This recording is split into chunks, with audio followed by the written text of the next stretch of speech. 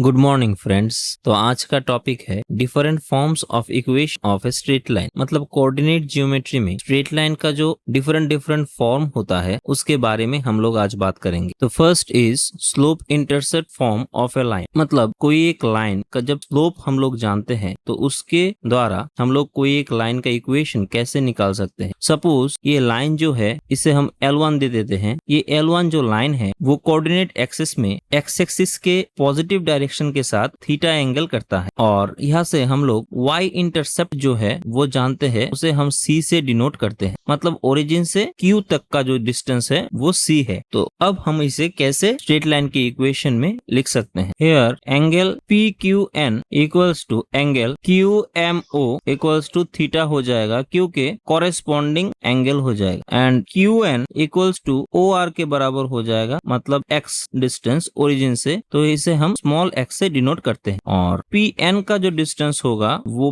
PR minus NR हो जाएगा। अब यहाँ पर देखिए P का जो कोऑर्डिनेट है वो x, y, मतलब ओरिजिन से x डिस्टेंस गया, फिर यहाँ से y डिस्टेंस जाकर यहाँ पे रुक गया। तो ये पूरा जो डिस्टेंस है PR वो y है, और यहाँ से OQ जो है वो y इंटरसेप्ट है जिसका वैल्यू है c। तो यहाँ से हम लोग लिख सकते हैं OQ इक्वल्स टू NR, क्योंकि ये एक रेक्टेंगल शेप है तो इसका ऑपोजिट साइड इक्वल है, तो इक्वल्स टू c। तो PR जो है वो होगा y एंड NR जो होगा वो होगा c। मतलब PN का वैल्यू हो जाएगा y minus. Now in triangle PQN N right angle, तो यहाँ से tan थीटा जो होगा वो हो जाएगा PN बाय QN, और PN का वैल्यू है y माइनस c और QN का वैल्यू है x। तो tan थीटा को हम m से रिप्रेजेंट कर लेते हैं जो इस लाइन का स्लोप है। तो यहाँ से लिख सकते हैं m equals to y minus c by x। Cross multiply कर ले तो y minus c equals to mx और y equals to mx plus c। तो यही हो जाएगा equation of straight line in intercept form. यहाँ पर c y इंटरसेप्ट है और m उसी स्ट्रेट लाइन का स्लोप। अब इसके ऊपर एक दो प्रॉब्लम देख लेते हैं। First problem is find the equation of a line making an angle 150 degree with x axis and cutting the intercept of 2 from y x. मतलब y इंटरसेप्ट का जो वैल्यू है वो 2 है एंड x एक्सिस के साथ ये 150 डिग्री एंगल करता है। तो थीटा यहाँ पर दिया गया है 150 डिग्री। तो यहाँ से tan थीटा के वैल्यू निकाल लेते हैं, tan 150 डिग्री, और tan 150 डिग्री को लिखा जा सकता है 180 डिग्री माइनस 30 डिग्री। तो इसे लिखा जा सकता है माइनस tan 30 डिग्री, क्योंकि ये सेकंड क्वाड्रेंट पे होगा।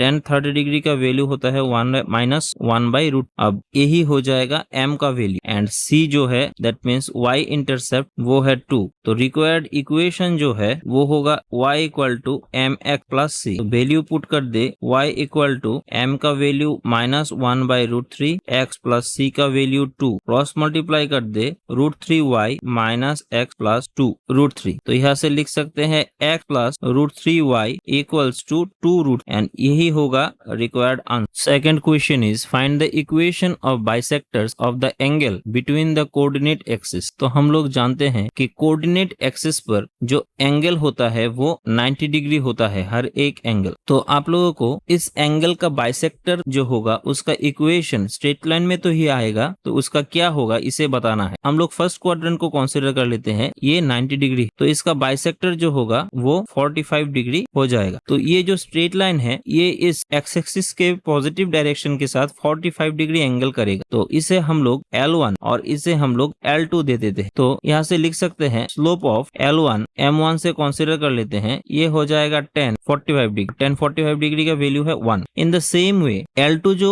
लाइन है वो भी पॉजिटिव डायरेक्शन के साथ यहाँ तक 90 डिग्री और 45 डिग्री, 90 प्लस 45 मिलकर हो जाता है 135 डिग्री। 135 डिग्री एंगल करेगा। तो स्लोप ऑफ L2 हो जाएगा tan 135 डिग्री, और इसे हम लोग लिख सकते हैं tan 90 डिग्री प्लस 45 डिग्री। तो ये हो जाएगा cot माइनस हो जाएगा cot 45 डिग्री। अब cot 45 डिग्री का वैल्यू भी होता है 1 और आगे माइनस। तो यहाँ से इन दोनों का स्लोप हम लोगों को पता चल गया। अब y इंटरसेप्ट मतलब C1 जो होगा वो हो जाएगा 0 क्योंकि ये ओरिजिन से पास करता है, और C2 जो हो जाएगा वो भी हो जाएगा 0 क्योंकि ये L2 लाइन भी ओरिजिन से ही पास करता है। तो इक्वेशन ऑफ लाइन L1 हो जाएगा y equals to mx plus c। तो y इक्वल्स टू m की जगह हो जाएगा 1, x प्लस c की जगह 0 मतलब x, और इक्वेशन ऑफ लाइन L2 हो जाएगा y इक्वल्स टू -1 m की जगह इंटू x प्लस c मतलब y इक्वल्स टू